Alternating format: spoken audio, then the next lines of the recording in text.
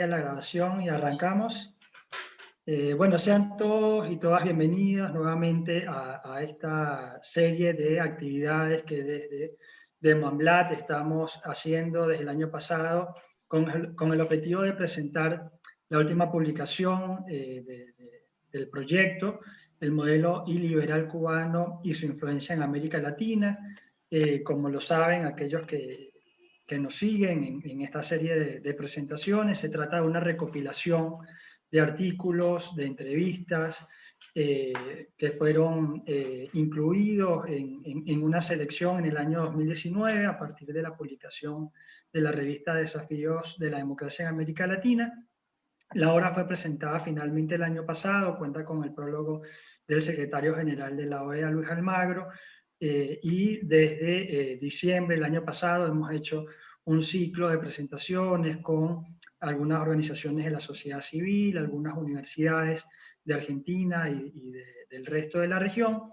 Y en este caso, bueno, hemos tenido la suerte de contar con dos referentes muy jóvenes, Carla Pérez y Eugenio, que nos están acompañando, Eugenio de parte de la Fundación para el Progreso, para hablar un poco de la temática del libro, ¿no? De cómo el modelo iliberal cubano a lo largo de todas estas décadas se ha desarrollado y ha mutado de manera tal de penetrar en el resto de los países, de las democracias de América Latina. Hay distintos estudios que estipulan que se han dado varias fases de esta penetración. Antes de empezar la charla hablábamos con Eugenio del soft power y el sharp power, algunas de las técnicas que desde la isla se han desarrollado justamente para penetrar en las sociedades abiertas.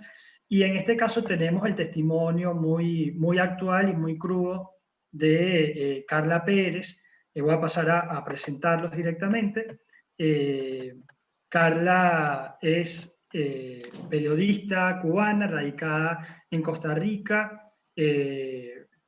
Fue célebre lamentablemente en el mes de marzo porque ella había salido de la isla después de que por ser crítica con el régimen cubano había sido expulsada de la Universidad Central Marta Abreu, había tenido la oportunidad de seguir con sus estudios en Costa Rica y una vez que se recibió, que se graduó, quiso volver a la isla con todos los documentos que son necesarios para esta gestión y las autoridades cubanas no la dejaron entrar, incluso voceros de la Cancillería cubana la acusaron de desestabilizar el gobierno cubano, ¿no? Bueno, esto dio pie junto con una serie de movilizaciones que ya se estaban dando en la isla, como son, por ejemplo, el movimiento San Isidro, la detención de José Daniel Ferrer, digamos que entró dentro de esta dinámica de protestas y de descontento que todavía sigue en Cuba y también en el exterior con los referentes que están siguiendo este tema. Y también nos acompaña Eugenio Guerrero, que es director de divulgación de la Fundación para el Progreso, es periodista de la Universidad Católica Santa Rosa de Venezuela, tiene experiencia en análisis político y económico del think tank Se Dice Libertad, también de Venezuela, es investigador, escritor y autor del libro La cultura política del fracaso, estatismo, socialdemocracia y los orígenes de la hecatombe republicana en Venezuela, que fue publicado en el año 2018.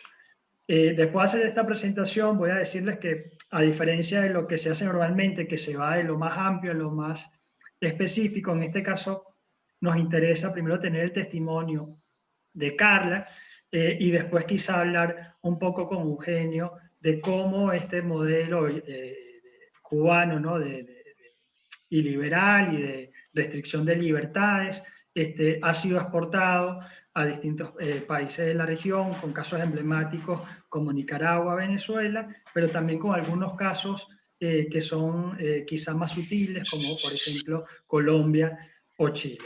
Así que sin agregar más, quiero darle la bienvenida a Carla. Como decíamos, bueno, pasaste por esta situación, Carla, no pudiste volver a tu país. Y más allá del testimonio personal, que evidentemente es muy valioso para dar cuenta de lo que sucede, también nos interesa un poco que nos hables de esta imposibilidad de volver a tu país como una política de Estado, ¿no? No solo como algo anecdótico, como algo específico que te pasó a ti, sino que en general hay una política de sacar de alguna manera, ya sea físicamente o de otras maneras, como has visto, por ejemplo, con Luis Manuel Otero Alcántara, de alguna manera anulándolo, sacándolo de la agenda pública, a todo aquel que piense distinto, a todo aquel que plantea una disidencia. Tú lo viviste en primer lugar en la universidad, muy joven, apenas con 17 años, luego lo volviste a vivir después de haberte graduado en Costa Rica y querer volver. Entonces, háblanos un poco de tu experiencia, pero también de cómo esto es algo sistémico, ¿no? Cómo esto no es anecdótico. Bienvenida, Carla. Sí, muchísimas gracias primero por la invitación. Buenas tardes a todos y todas. Bueno, sí, voy a partir como de mi experiencia personal, que como bien decías, no es la primera vez que ocurre, sino que ya es una práctica continua de décadas y décadas de dictadura, ¿no? Yo fui expulsada de la Universidad Marta Abreu de Las Villas en el año 2017 cuando cursaba la carrera de periodismo, porque yo comencé a militar en un movimiento opositor pacífico totalmente llamado Somos Más, y mi único, o sea, mi aporte a eso era como escribir en un blog sobre experiencias que yo vivía, sobre vivencias, ¿no? En mi ciudad, de problemas, ¿no? Y de ineficiencia estatal, etcétera, etcétera. Duré 8 meses en la carrera de periodismo. Fui torturada psicológicamente durante esos 8 meses. Tenía un militar que me sacaba de clases, que me interrogaba constantemente, y hasta que finalmente en abril de 2017 fui expulsada de la universidad en un acto muy penoso donde mis propios compañeros de clase tuvieron que decidir si yo me quedaba o me iba, pero ya con amenazas previas, ¿no? Y aún así la votación, entre comillas, para ellos disfrazarlo de algo democrático, quedó 8-6. 8 para que me expulsaran y 6 para que me quedara, que es como un acto muy valiente, que algo que no sucedía, o sea, que hace 20 años tal vez todos hubieran votado para que me expulsaran. Luego, mi caso se hace muy mediático. Yo, por supuesto, debido a la carrera que estaba estudiando, ya había como tenido relaciones y contactos con la prensa de fuera, etcétera. Mi caso se hizo muy mediático porque, si bien igual lo mismo, no era la primera vez que expulsaban a un estudiante de una universidad cubana, pues yo tenía 18 años, tenía excelentes calificaciones en la escuela, nunca había habido ningún problema de ese tipo, ¿no? Que pareciera lo que debería importar en una universidad, en la academia, ¿no? Que sea un estudiante íntegro. Bueno, a raíz de eso se me ofrece la oportunidad de estudiar acá en Costa Rica. Yo no quería desvincularme mucho tiempo del estudio y de la academia, y valoré las posibilidades que tenía y dije, pues bueno, voy a tomar esta decisión, tengo que emigrar en este momento temporalmente para poder graduarme, y así fue. Un mes después de mi expulsión yo ya estaba aterrizando en Costa Rica y comencé, un par de meses después, comencé a estudiar periodismo acá y terminé mi carrera en diciembre de 2020, hace unos meses. Yo desde el inicio manifesté incluso públicamente que pretendía regresar a Cuba después de estudiar. Pues yo quería intentar, ¿no? Desde mi profesión, desde las actitudes que yo tuviera, intentar pujar, ¿no? Para que el país cambiara de alguna manera, contribuir a eso. Entonces, bueno, en diciembre comienzo, previamente, porque ya como sabía que iba a graduarme en diciembre, lo supe unos meses antes, ¿no? Que ya estuve haciendo trámites para mi regreso a Cuba, también en medio de una pandemia de COVID con unas características extraordinarias, y más Cuba, que fue un país que tomó medidas muy drásticas de cierres de fronteras totales, etcétera, etcétera. En agosto, previo a ese diciembre, en agosto ya yo me había dirigido a la embajada cubana aquí a prorrogar mi pasaporte, porque nosotros los cubanos cada 2 años tenemos que pagar una prórroga a nuestro pasaporte para poder viajar. Fui a la embajada, prorrogué mi pasaporte. Esos funcionarios no no alegaron nada en ese momento, que es algo que lo hace más maquiavélico aún, ¿no? Porque me dejaron continuar el proceso, seguir avanzando y avanzando para después, bueno, no dejarme montar ese avión en aquel momento. En fin, no tuve ningún problema, mi pasaporte estaba en orden, prorrogado. Ya en diciembre comienzo a buscar vuelos, me cancelan 3 veces los vuelos y yo lo vi como algo normal, por supuesto. Parecía algo normal porque era un tema del coronavirus, ¿no? De que estaban reduciendo los viajes hacia Cuba, Copa Airlines, que era la única aerolínea que volaba, pues cancelaba vuelos, etcétera. Hasta que ya de tanta insistencia la aerolínea me llamó, o sea, ya hay un funcionario de la aerolínea, ya sabía que yo tenía mucho interés en viajar y me llamó un día que se desocupó un vuelo y fue como así en cuestión de 3 días. Eh, yo tenía todos los documentos en regla, me había hecho un examen de COVID aquí en Costa Rica que era obligatorio para entrar a Cuba y además había pagado mi aislamiento dentro de Cuba, que yo debía pagar un aislamiento, un hotel para aislarme porque ya yo no era residente cubana. La residencia cubana se pierde, que esto es algo también extraordinario, se pierde a los 2 años que uno no entra a Cuba, la residencia. Por supuesto que yo era ciudadana cubana y además pagué mi prórroga, etcétera, etcétera, y cumplía con todos los requisitos para viajar. De San José a Panamá, porque yo tenía que hacer escala en Panamá, no hubo ningún problema, que eso también es una demostración de que yo tenía todo en regla, porque si no, aquí mismo en Costa Rica no me hubieran dejado abordar sabiendo que mi último destino era Cuba. Ya cuando llego a Panamá, había una escala corta de 1 hora. Un funcionario de Copa Airlines que estaba ahí en la puerta de abordaje me requiere por el speaker, me llama, dice mi nombre. Juro que ya cuando dijo mi nombre yo sabía que algo estaba mal, ya era como algo, ya yo me hacía una idea de lo que venía. Y cuando ya me acerco al buró, me comunica que por órdenes de migración de Cuba yo no puedo entrar al país. Bueno, te imaginarás cómo reaccioné en ese momento, el mundo se me vino abajo totalmente. Yo le decía, pero que revisara mis documentos, que todo estaba en línea, que todo estaba en orden, que yo no entendía por qué no podía viajar a mi país. Y me dijo, no tiene nada que ver con los documentos, es una orden de migración de Cuba.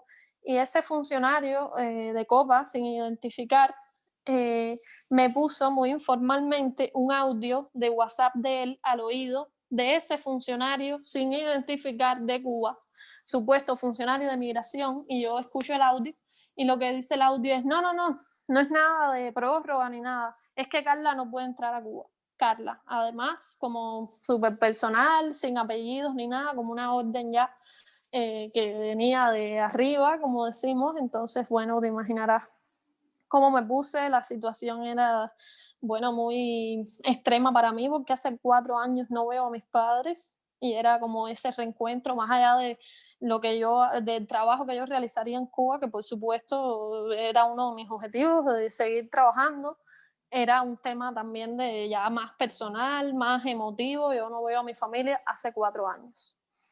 Di gritos, lloré y vi cómo ese avión se iba. Vi cómo el avión despegó, ya no había nada que hacer. Después sale otra situación. Yo no puedo regresar a Costa Rica porque tengo mi visa vencida, porque ya mi tiempo terminó aquí en Costa Rica.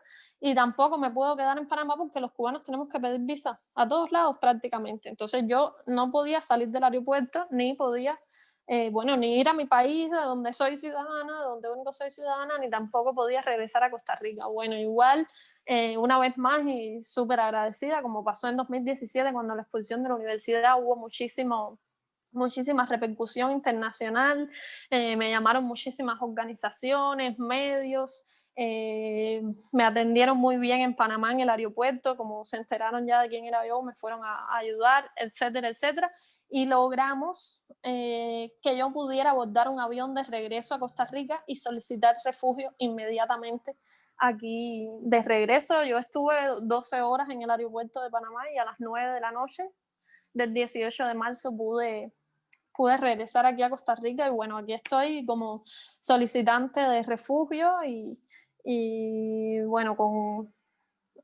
muy dolida, bajo atención psicológica, por supuesto, por lo que sucedió, pero eso no me ha quitado las fuerzas para seguir denunciando y para seguir presionando a la dictadura cubana, porque ya lo que nunca más van a tener va a ser nuestro silencio, ¿no? Yo soy de esa creencia. Y sí, como tú decías, esto es una política de Estado, es una práctica común, pero que por supuesto en los últimos años se ha podido documentar más debido al acceso a Internet, debido a que la gente tiene cada vez menos miedo, eso es importante.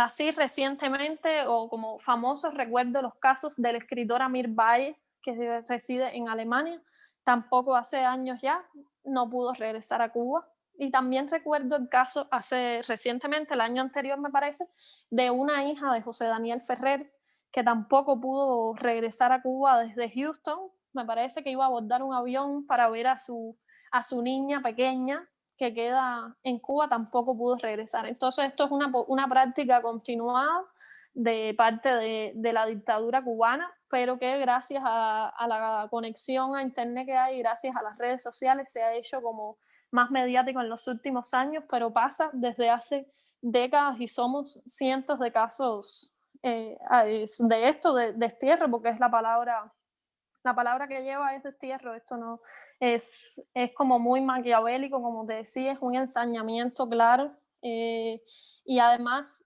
ellos mismos, los funcionarios, revelaron al día siguiente de mi destierro el carácter político totalmente que tenía la decisión, porque ellos reconocieron que yo era una amenaza para la seguridad nacional. Imagínate, eso los desnuda totalmente como dictadura, porque como una periodista con una laptop y un celular va a ser una amenaza, o sea, qué tan débil está un país, ¿no? Qué tan asustado está un Estado, un gobierno, que yo con 22 años significo una amenaza para la seguridad nacional del país. Entonces, sí, ahí está un resumen más o menos de lo sucedido y de cómo es una práctica así ya continuada del gobierno cubano. Carla, antes de ir con Eugenio, te pregunto, ¿imaginaste que iba a tener esta repercusión? Después de todo lo que pasó, vimos incluso Human Rights Watch pronunciándose, José Manuel Vivanco, distintas personalidades en la región, organizaciones de derechos humanos. ¿Te imaginaste que iba a generar este impacto? Y también te pregunto, el régimen cubano, los que decidieron que no volvieras, ¿crees que esperaban una reacción de este tamaño de parte de la región? Yo creo que estamos viviendo un momento, o sea, hacia la sociedad civil cubana, donde muchas organizaciones y donde la comunidad internacional cada vez se está poniendo más de nuestro lado, cada vez está más conociendo cómo se violan los derechos humanos en Cuba, y que es un escenario muy diferente a hace 30, 40 años, donde hay un documental muy bueno que decía Nadie escuchaba, un documental sobre presos políticos en Cuba que se llama así, Nadie escuchaba, ¿no? Yo creo que ahora, 30, 40 años después, ya nos están escuchando más, ya nos estamos pudiendo posicionar en espacios más importantes a nivel internacional, y creo que eso se le está yendo de las manos al régimen. Creo que ellos, por supuesto, no calculaban el daño a nivel simbólico, ¿no? A nivel diplomático que esa medida tendría, que esa medida en mi contra tendría, y esto va a más. O sea, esto va a seguir pasando, se va a seguir presionando, se va a seguir denunciando, y cada vez hay más actores internacionales, hay más demócratas del lado nuestro. Gracias, Carla. Vamos con Eugenio y luego vamos con algún comentario, alguna pregunta. Les recordamos que pueden hacer sus preguntas a través del chat, y al final de las exposiciones las vamos a leer. Eugenio, bueno, tomo un poco como cerrada Carla, ¿no? Con esta, de alguna manera, un régimen que hace 60 años está en el poder, que ha soportado embates de todo tipo, de acuerdo a la épica que ellos mismos narran. ¿Consideran a Carla una amenaza para el Estado que desestabilizaría a toda una isla, ¿no? Ahora, hay que... Yo creo, y bueno, que quisiera que tú, que eres experto, hablaras más de esto. ¿Es débil el régimen cubano? ¿Está más débil que antes? ¿O por el contrario, sigue pensando que no tiene ningún castigo, que no tiene ninguna represalia en este actuar? Y te lo pregunto porque vemos que hay otros países, el caso de Venezuela, caso de Nicaragua más actual, donde en los últimos 10 días no solo fueron detenidos 4 precandidatos presidenciales, sino también algunos líderes opositores, todo esto a unos meses de las elecciones, y sobre todo esto, de alguna manera, esta forma de gobernar exportada desde La Habana a distintos países de la región, estas formas de inteligencia, estas formas de subordinación, de control social. Entonces, para darte introducción, ¿es tan débil o está en un momento de debilidad este régimen, o por el contrario hay como una mutación y hay una forma de acomodarse a estos nuevos tiempos? Bienvenido, Eugenio. Bueno, muchas gracias, Jesús. Muchas gracias a todo el equipo por la invitación. Bueno, nuevamente saludar a Carla. Bueno, yo quedé muy conmovido con su testimonio. Además que siento una gran empatía por el pueblo cubano. Yo estuve en Cuba en el 2013 y me reuní con más de 7 disidentes. Y la experiencia fue, o sea, muy enriquecedora para mí, porque cuando llegué a Venezuela y más o menos comparé qué es lo que se hacía y qué es lo que se estaba trasladando a Venezuela, y les comentaba, recuerdo a mis amigos políticos fundamentalmente, que los CDR cubanos no eran, o sea, que los consejos comunales no eran más que los CDR cubanos en una misma dimensión, pero en una diferente propaganda, y toda la arquitectura del poder. Me decían que no, que eso no era posible porque en Venezuela existía una especie de ADN democrático, ¿no? Entonces, básicamente, bueno, eso no sé si es un mal chiste o es de conocimiento, ¿no? Venezuela históricamente lo que menos ha sido es democrática, o sea, en su historia republicana. Tuvo 40 años de una efectiva democracia, pero por supuesto, pero mayoritariamente Venezuela ha sido presa de caudillismos militaristas, autoritarios. No necesariamente un ADN democrático se halla o tiene asidero precisamente en nuestras culturas hispanoamericanas prácticamente. Nuestras culturas hispanoamericanas primero son muy recientes. Tener 200 años de nacimiento de un Estado no es nada con respecto a estados que se fundan muchísimo antes y donde la sociedad civil funda sus estados. Nosotros en Hispanoamérica más bien somos fruto de la construcción burocrática de lo que nos hicieron desde el Estado. O sea, somos sociedades creadas y no que creamos al Estado, ¿okay? Entonces, básicamente por eso nuestra configuración identitaria es totalmente distinta. Entonces, cuando Carla comenta todo este padecimiento, fue a Cuba, nos comenta, o sea, yo fui a Cuba en el 2013, me reuní con varios disidentes, y escucho lo que dice Carla. No solamente es que es sumamente coincidente, sino que también han cambiado ciertas formas de represión que incluso son hasta peores, porque el ostracismo, básicamente esa herramienta griega de poder retirar de una ciudad-estado, una ciudad-comunidad a la persona por sus ideas políticas, básicamente lo hacían con la función de destruirlo moralmente. Entonces, el ataque a Carla es un ataque para destruir su moral, su constitución psíquica y su sentimiento de libertad. Pero Carla es una mujer muy fuerte y más bien se ha levantado contra esto, por la cual yo la felicito, porque hay que ser muy valiente para seguir luchando en este sentido. Ahora, ¿qué pienso yo con respecto a la pregunta que me haces? A mí me parece, Jesús, que si hay algo de cínico en el mundo con respecto a Cuba, ha sido la opinión internacional. O sea, Cuba ha podido ser aquel epicentro exótico del imaginario revolucionario en el mundo, gracias a que tenemos una opinión pública en mayoría de izquierda que permite que Cuba, en cierta medida, siga siendo aquella isla que viola sistemáticamente los derechos humanos, o sea, porque es una casta gubernamental que viola los derechos humanos, y esto en el escenario que tiene de testigo a todo el mundo. Yo estoy de acuerdo con Carla que poco a poco se van sumando organismos de derechos humanos que viven denunciando esto, pero una cosa es denunciar y otra cosa es decir qué hay que hacer. Y eso no lo dice absolutamente nadie, ¿okay? Denunciar siempre es una herramienta fundamental. Yo también soy periodista y los periodistas vivimos haciendo esto, pero por otro lado, las naciones, los estados que realmente defienden los derechos humanos y la democracia, con solamente denunciar y no decir nunca qué hay que hacer o contribuir a qué hay que hacer, simplemente nos quedamos en lo mismo. Y no solamente, y para muestra un botón, yo no sé si ustedes vieron la publicación de la UNESCO en el contexto del el discurso que dio el Che Guevara en la ONU, creo que fue su primer discurso. Básicamente le hacían una especie de apoteosis a la figura del Che Guevara presentándose en la ONU, un violador de los derechos humanos, un asesino, un criminal, bueno, que ya todos entendemos que. Pero más allá de ello, a mí me gustaría detenerme un poco en el libro, o sea, ya respondiendo a tu pregunta, ¿qué pienso yo? Yo pienso que la opinión internacional poco a poco se está acercando a apoyar a la sociedad civil en Cuba, que ojalá siga presionando para que los estados comiencen a decir no solamente lo mal que está, sino también qué hay que hacer.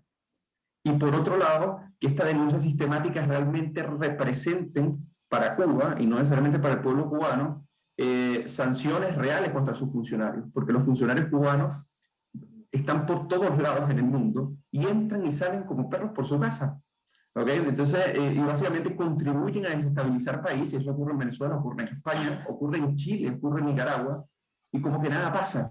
Entonces, por ende, yo siempre, la opinión internacional con respecto a los organismos, yo no confío en todos y desconfío de la mayoría, porque básicamente han sido, en cierta medida, cómplices de lo que ocurre, o sea, de cómo se dilató la revolución cubana y la dictadura totalitaria, más de 60 años, y que se hizo en el escenario de decir, bueno, Cuba tiene autodeterminación, y como autodeterminación de los pueblos, entonces en esa medida ellos tienen derecho a darse sus propias reglas y normas, por supuesto, pero nadie tiene la posibilidad de autodeterminarse si tiene una pistola en la cabeza. ¿Ven? Entonces, en ese sentido, yo soy muy escéptico, pero siempre apoyo todos aquellos esfuerzos que se hacen desde la sociedad civil en Cuba, desde los movimientos que están desde fuera, también en Miami, por ejemplo, que lleva Rosa María para allá, entre otros, para poder, en cierta medida, acercar al régimen y dejarlo en evidencia en todo el mundo. Yo estoy impresionado, por ejemplo, porque Cuba para 1955 era una de las economías de la región. Cuba tenía el 27% del ingreso per cápita de Estados Unidos, por ejemplo, y Bolivia tenía el 7%.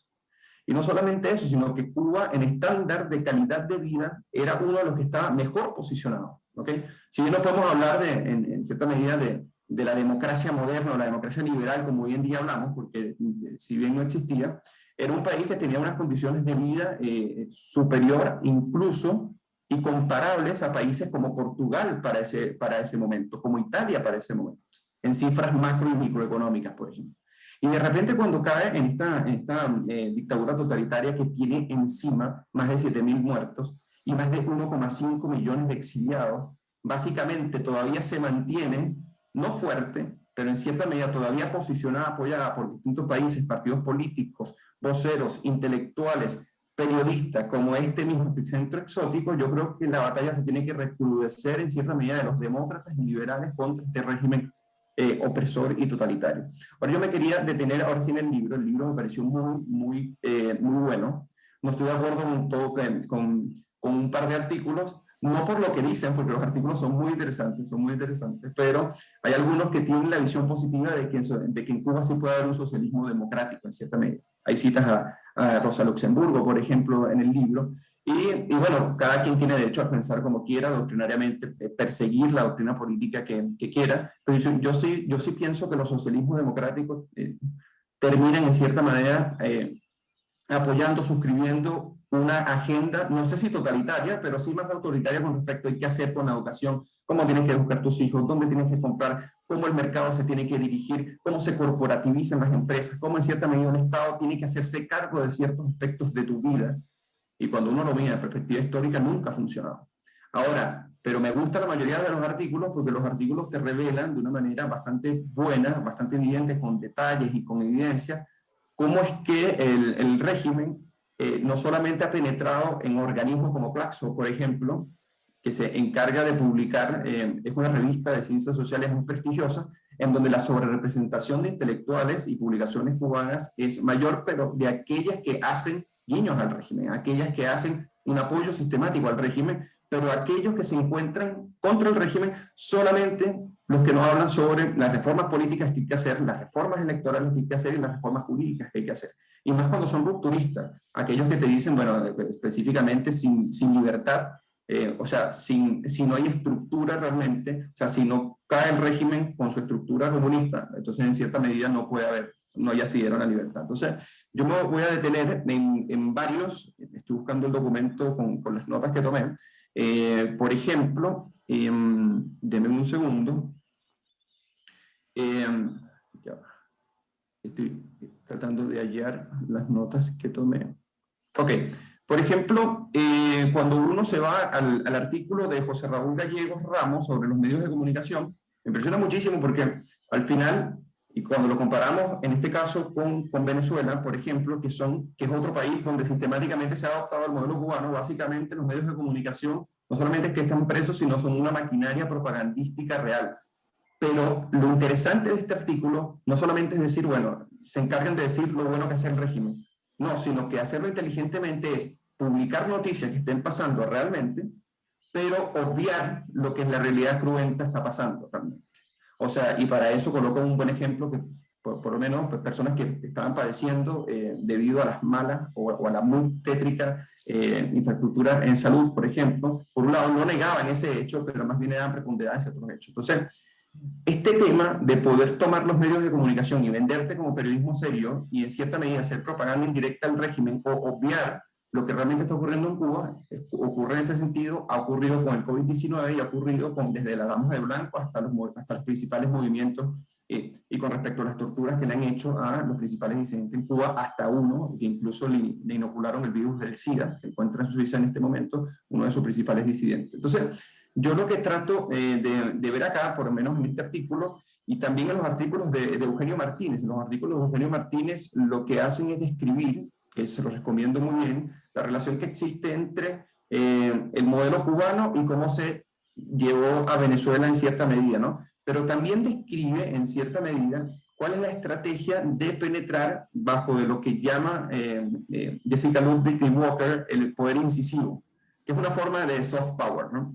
Esto es interesante porque el poder incisivo precisamente busca presionar las instituciones para que estas instituciones sean iliberales, pero no necesariamente totalitarias. Por eso que cuando yo veo el libro y dice el modelo iliberal cubano, yo decía, bueno, a mí me parece que es un error que se diga que es un modelo iliberal cubano. El modelo cubano es antiliberal y totalitario, pero cuando comienzo a leerlo me doy cuenta que efectivamente en la estrategia internacional precisamente lo que se lleva son aquella carga iliberal para que gradualmente vaya minando las diferentes democracias liberales en el mundo. El caso, por ejemplo, de Venezuela, cuando eres parte del gobierno o de un régimen opresor, o por otro lado, cuando eres parte de la disidencia y comienzas a penetrar y a filtrar los partidos políticos. Caso que ocurrió en España, caso muy famoso, por ejemplo, con Guerra Funcasta, que ha sido uno de los principales agentes de inteligencia que perteneció incluso a la KGB y que prácticamente operó en Chile en los años 80 y que estuvo en Chile para las revueltas de octubre del 2019, y que básicamente esto se publica desde la ABC en España y que se constata acá porque funge como un funcionario directamente desde la embajada cubana, y cómo de estas formas operan también en Nicaragua, por ejemplo. Entonces, ¿qué es lo que pasa acá cuando uno trata de darle orden a la manera en que el régimen cubano opera? Primero, hay que estar claro que no puede explicarse la geopolítica latinoamericana del siglo XX, parte del siglo XXI, si no te lo explicas a través de Cuba en cierta medida. ¿Por qué? Porque este fenómeno, desde la Guerra Fría, por ejemplo, hasta lo que es la caída del muro de Berlín y la reconversión de las izquierdas, han tenido en cierta medida una influencia cubana muy importante, que parte también en el Foro Sao Paulo y que incluso hoy en día se encuentra en otras agrupaciones no disidentes, pero sí relacionadas con el Foro Sao Paulo en América Latina. ¿Qué quiero decir con esto? Que si nosotros nos vamos a los detalles de cómo el régimen cubano intenta hacer su influencia es muy parecida a la que también el régimen chino utiliza, ¿no? Que es este soft power. El soft power, como lo utiliza China, por ejemplo, es a través de los institutos Confucio, por ejemplo, y cómo las relaciones diplomáticas en cierta medida le permiten poder comunicar lo único bueno que hacen estos regímenes para que sean copiados en los diferentes países.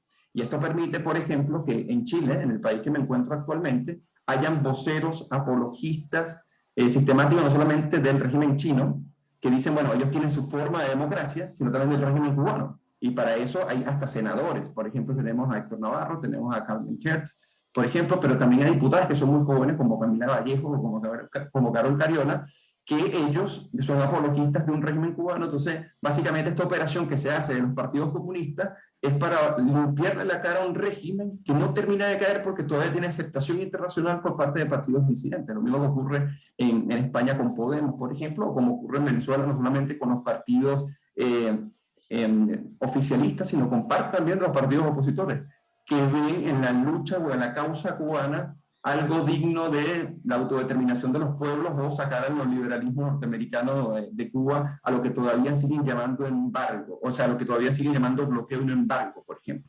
Incluso cómo se maneja el lenguaje y cómo Cuba ha querido vender el fenómeno que quiere hacer llamar como bloqueo, incluso como una especie de conflagración ideológica y cultural entre una isla victimizada y una potencia norteamericana que influye en la región. Pero cuando uno ve, por ejemplo, los procesos de infiltración militar, que en Venezuela son paradigmáticos, del régimen cubano cuando intentó en cierta manera ingresar a través de un golpe de Estado, a través de Machurucuto en Venezuela, en 1967, en el periodo de la presidencia de Raúl Leoni, por ejemplo, que no se le permitió. Luego Fidel Castro va a Venezuela, él se reúne primero, antes de Raúl Leoni, con Rómulo Betancourt, y Rómulo Betancourt le dice, mira, ¿sabes qué? Yo también fui comunista, y conozco cómo opera el comunista, y por eso dejé de serlo. Entonces, básicamente, nosotros no podemos tener una relación como de la mano para que esto pueda prosperar, porque nuestros objetivos son distintos. Bueno, entonces ya que no quiso hacerlo por las buenas, entonces, bueno, intentaron hacerlo por la mano, y a partir de allí hubo un rechazo tajante al régimen cubano y a su dictadura, que incluso no se quiso validar, pero después de Raúl Leoni, todos los demás gobiernos hacían buenos guiños al régimen cubano, o sea, no fue ni siquiera sistemático.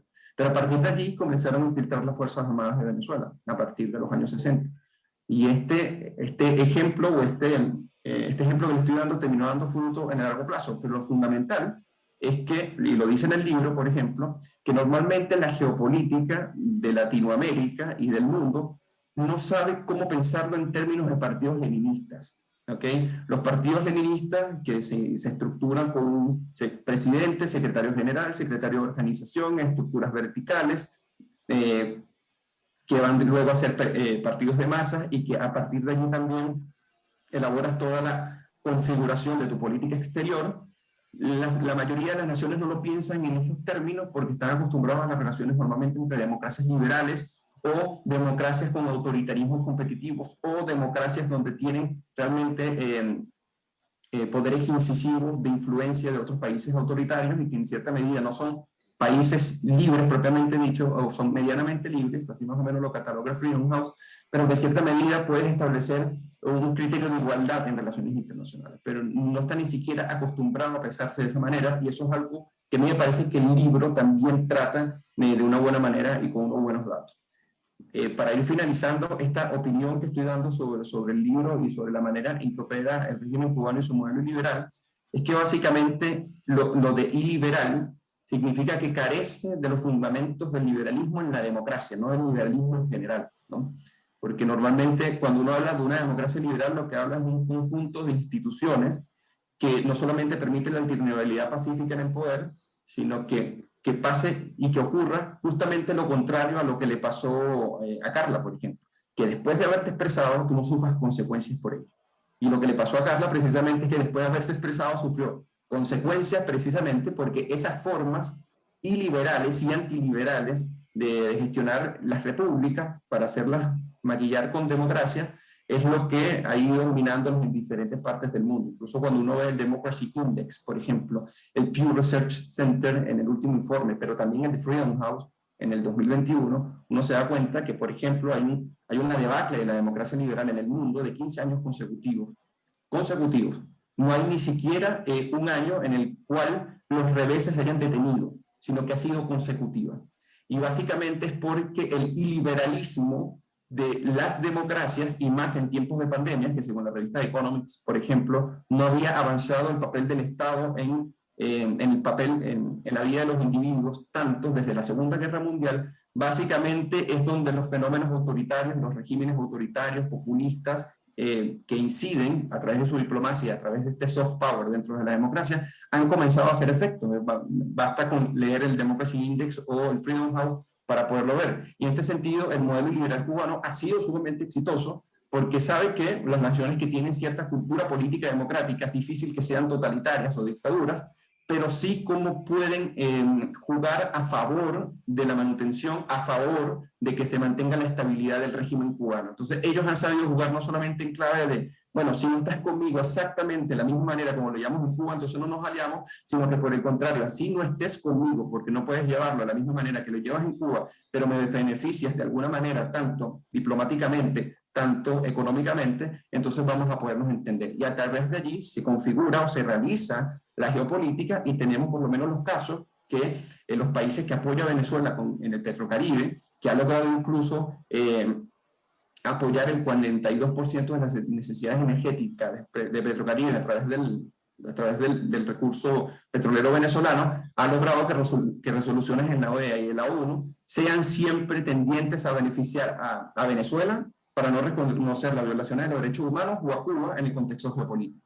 Entonces, lo que es el Mercosur, por ejemplo, o sea, lo que es el Mercosur, lo que es Petrocaribe, todas estas alianzas internacionales son pensadas en cierta manera para beneficiar no solamente a Cuba, sino también a Venezuela, y que esto tenga un fenómeno y una onda expansiva para poder copiar, no necesariamente el régimen cubano, pero sí lo que dice el libro, que es el modelo liberal cubano dentro de diferentes democracias. Entonces yo con esto finalizo y quedo muy abierto a las preguntas y respuestas. Lamentablemente es muy difícil resumir en 15 minutos tanto que decir, o irnos por países para tratar de ver el asunto, pero bueno, para una próxima oportunidad yo quedo encantado. Eugenio, muchas gracias y gracias por tomarte el tiempo para leer el libro y hacer el análisis. Sé que, como dices, 15 minutos es muy poco, ¿no?, para hacer este análisis, pues la verdad que has hecho una radiografía del modelo y has recogido comentarios del libro, así que la verdad que bueno que lo hayas podido leer. Invitamos de nuevo a todos los que quieran hacer alguna pregunta, algún comentario. Y para volver con Carla, y ya estamos un poco cerrando porque ya estamos sobre la hora, Carla, tú estudiaste periodismo, sabemos, o por lo menos en otras charlas que hemos hecho desde de Mamblat y hemos hablado con periodistas que han sufrido todo el peso de la persecución del régimen cubano, como por ejemplo Camila Costa, por ejemplo Luz Escobar, y todas han tenido de alguna manera u otra que pasar por esas máquinas mediáticas del oficialismo, ¿no?, por esa máquina propagandística para hacer alguna pasantía como primer trabajo. Es decir, en una sociedad tan cerrada, tan controlada, no abundan seguramente los proyectos independientes de periodismo, y gran parte de esas personas que se dedican al estudio de la comunicación social son de alguna manera programadas para reproducir la narrativa oficial, ¿no? Tú tuviste la oportunidad de estudiar en Cuba y justamente por tu disidencia no pudiste seguir con tus estudios, ten la perspectiva de haber estado estudiándolo en otro país, además en una de las democracias más fuertes de la región, según distintas metodologías internacionales. ¿Qué recuperas, qué tomas, qué comentario puedes hacer de esa diferencia en la aproximación del periodismo en la isla y en una democracia como la de Costa Rica? Sí, yo casualmente, bueno, como decías, no me gradué en Cuba, pero luego de cada semestre de la carrera de periodismo en Cuba había que hacer unas prácticas laborales en un medio, ¿no? En un medio de tu localidad, y yo sí pasé, ¿no? Durante un mes estuve en el periódico, en el órgano del Partido Comunista de la provincia mía, estuve durante un mes.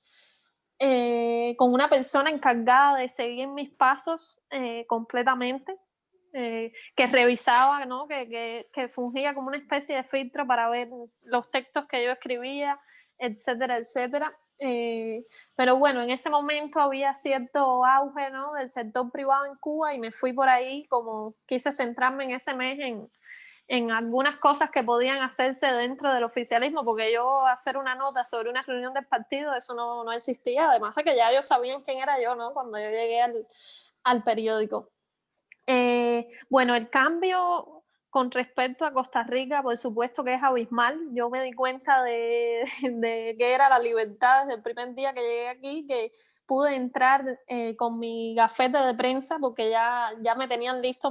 Yo trabajé años acá en un periódico que fue quien me trajo a Costa Rica, especializado en política, y cuando llegué ya yo tenía mi gafete de prensa, y así aterrizando, así uno de los primeros lugares a los que fui fue a la Asamblea Legislativa de Costa Rica, donde trabajan los diputados de la República, y entonces eso para mí fue como ya es como un avance de qué sucede aquí en este país. Y yo sí, la verdad que en mi experiencia personal he comprobado que esta es una de las democracias más sólidas, bueno, de América Latina, y también a nivel mundial. Tiene un tribunal de elecciones muy respetado, donde a mí me encantan, ¿no?, los símbolos de aquí, ¿no? Al día siguiente de las elecciones, aquí la gente va a echarle flores al Tribunal Supremo de Elecciones, le envía papelitos diciéndole gracias, ¿no? Entonces eso para mí, imagínate, cuando yo soñaba con entrar entrar a la Asamblea Nacional del Poder Popular en Cuba, ¿no? Como eso no era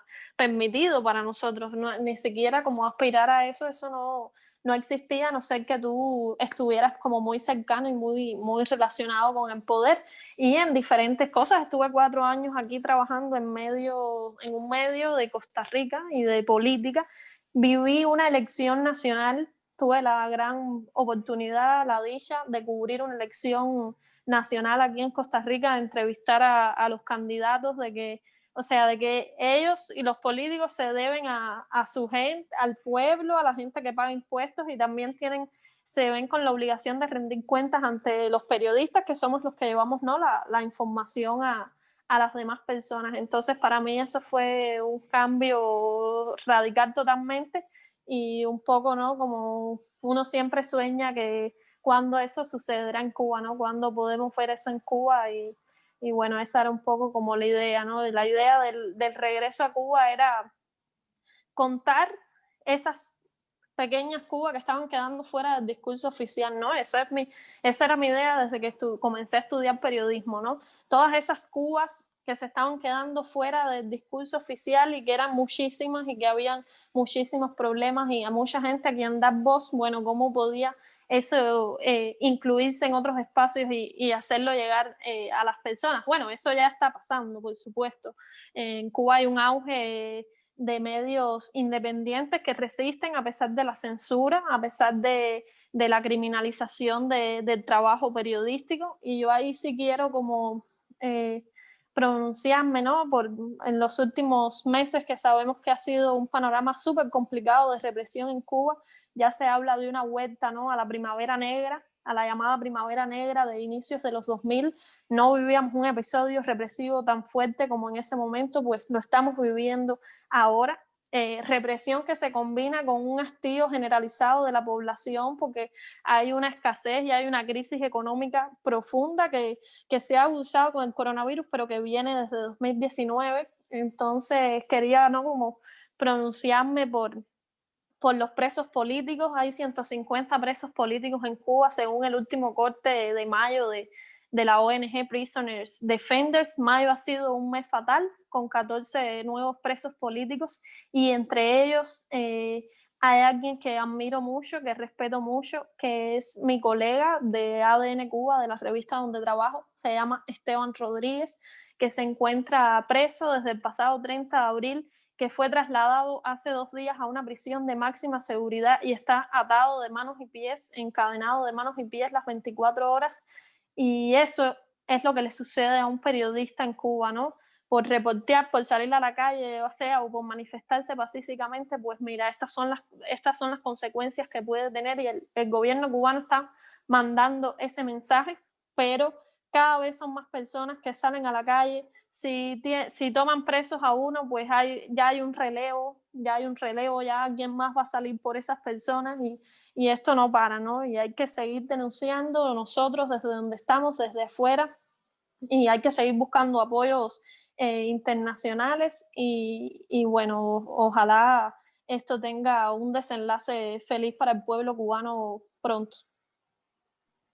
Carla, muchísimas gracias. Y ya, Eugenio, para ir con comentarios finales, tú decías en un momento, como periodista, que se han especializado, ¿no? El oficio da para eso, en denunciar muchísimo, no solo el periodismo, sino las organizaciones de la sociedad civil, think tanks también. Bueno, la represión que existe en Cuba, la exportación de este modelo que solo lleva, bueno, más represión y más restricciones a las libertades. Ahora bien, tú como parte de una fundación como Fundación para el Progreso, ¿de qué manera, con qué estrategia desde la sociedad civil podemos pasar desde esa denuncia, desde ese diagnóstico, ¿no?, que hacemos de estos, bueno, lamentables hechos que contaba Carla, incluso pensar en una segunda primavera negra, en detenidos, personas que están amarradas de manos y de pies, encadenados, una cosa ya hasta medieval? ¿Qué podemos hacer desde las organizaciones de la sociedad civil para pasar de la simple denuncia, que bueno, sí, digo simple denuncia, pero no es nada simple, es arriesgado, es también poner el nombre de la organización allí, a actos, a acciones, a hechos que realmente tengan un costo para los regímenes que caigan en este tipo de prácticas? Lo que pasa es que eso es bastante difícil porque yo lo veo, lógicamente, de la sociedad civil, pero a mí me parece que el compromiso tiene que venir desde los estados. Que los estados toleren que exista una dictadura totalitaria que viola los derechos humanos de hace más de 60 años en una isla, a mí me parece inaceptable. Por ejemplo, personalmente hablando, yo participo en la Fundación para el Progreso, soy director de divulgación y nosotros damos una batalla cultural, ¿no? Porque de nada sirve emitir ciertas acciones si estas no son en cierta medida sustentables en el tiempo, ¿no? Cuando uno, por ejemplo, ve el Estado cubano, y el Estado cubano cuando, podríamos decir, lleva hacia otros países su modelo, lo lleva con esa visión de Gramsci, de que el Estado no es más que hegemonía acorazada con coerción. O sea, básicamente la fuerza no es suficiente, incluso la fuerza no es necesaria cuando realmente tienes poder hegemónico, y que este está acorazado con una coerción institucional que te la permite el Estado, básicamente. Entonces, por ende, la fuerza, o sea, yo creo en los movimientos pacíficos tienen muchos resultados cuando se llevan sistemáticamente. Esto tiene ejemplos innumerables en el mundo, pero yo siento que los estados no han sido, en cierta medida, coherentes y consecuentes para ayudar incluso desde sus sociedades civiles y de los mismos estados, a hacerse cargo de cómo combatir a la dictadura cubana en ese sentido, y por otro lado, de parte de la sociedad civil, de poder financiar a la resistencia y a las organizaciones de la sociedad civil en Cuba para que ellas también sean sustentables para sí mismas, ¿no? Yo siento que ha habido en cierta medida un gran abandono. En esa medida, bueno, Carla y me podría corregir si eso más bien se ha actualizado, pero yo cuando fui y hablé con Benito Fojaco, con Arixa Divenser, con Hildebrando Chaviano, cuando hablé con Lázaro Ortiz, o sea, con distintos disidentes, la situación era muy precaria y su posibilidad de hacer oposición era muy, muy precaria. Ha cambiado con los años, esto sin duda alguna, y las acciones que yo he emitido, lógicamente, son buenas, valorables, y ojalá sigan así, pero a un costo y un riesgo muy grande. Y vemos que el régimen cubano sigue violando los derechos humanos como quiere y como le da la gana. Entonces, en ese sentido, yo creo en la lucha pacífica, yo creo en la articulación cultural para que esta lucha pacífica sea sustentable en el tiempo, pero sí creo que los estados tienen que comenzar a ver en Latinoamérica con decencia y con sinceridad cómo pueden ayudar a que realmente salga el régimen cubano o sea, salga esta casta del régimen comunista del poder de Cuba. Porque hasta que eso no ocurra, según mi perspectiva y mi humilde perspectiva personal en pensamiento político, hasta que eso no ocurra en la realpolitik, yo creo que lo otro no va a ser suficiente. Yo creo que la ayuda de la sociedad civil, la oposición de la sociedad civil, la articulación de la sociedad civil, siempre es muy buena y es una condición necesaria, muy necesaria. Ahora, ¿es suficiente? Es allí donde yo coloco mis dudas, y con eso cierro analizando el caso venezolano. En Venezuela la sociedad civil se ha movilizado desde siempre. En Venezuela tenemos una sociedad civil bastante gallarda, tiene mucha gallardía, tiene mucha valentía y nunca ha descansado de ponerse al régimen. Desde el primer acto autoritario de Hugo Chávez, hay registros multitudinarios, consecutivos, consecuentes y bien organizados de todo tipo contra el régimen en Venezuela, y no ha tenido efectos. Pero básicamente, ¿por qué? Porque Venezuela ha tenido una red de cómplices a nivel de estados y a nivel de políticos tan grande que no ha permitido que la solución y el cambio en Venezuela sea posible. Y si en Venezuela no es posible, porque es una condición necesaria, sociedad civil, partidos políticos, cambio cultural y una lucha para vencer culturalmente este modelo, no ha sido suficiente, es precisamente porque lo que hay que hacer en el sentido de las tomas de decisiones de los estados para presionar a que los que detentan estos regímenes se vayan, yo pienso que va a ser insuficiente.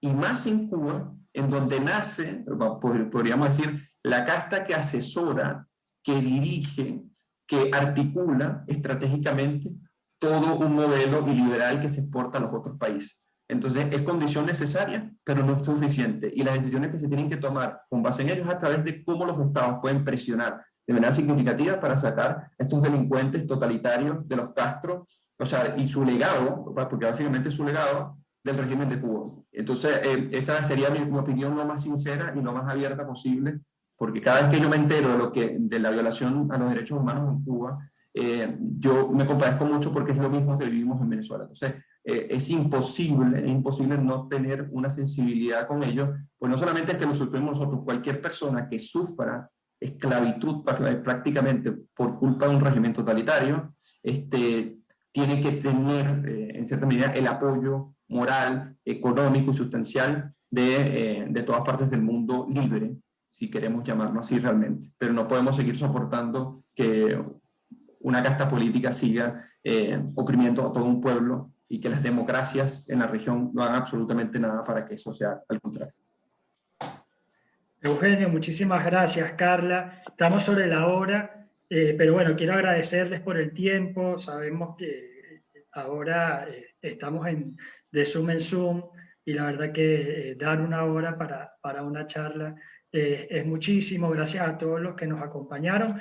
Y Carla, Eugenio, esperamos poder contar con ustedes en próximas acciones de Manblat. Gracias también por haber leído el libro. Le vamos a estar enviando los materiales que desde Manblat y Transparencia Electoral elaboramos y bueno, esperamos que sigamos con la relación a lo largo de este proyecto. Así que un saludo para los dos y para todos los que nos acompañaron. Mañana va a estar disponible el video, así que también se los vamos a compartir. Leandro Querido, que es director de Transparencia Electoral, le envía un saludo. Así que bueno, lo dejamos hasta acá. Muchas gracias. Muchas gracias, un gusto. Hasta luego. Saludos.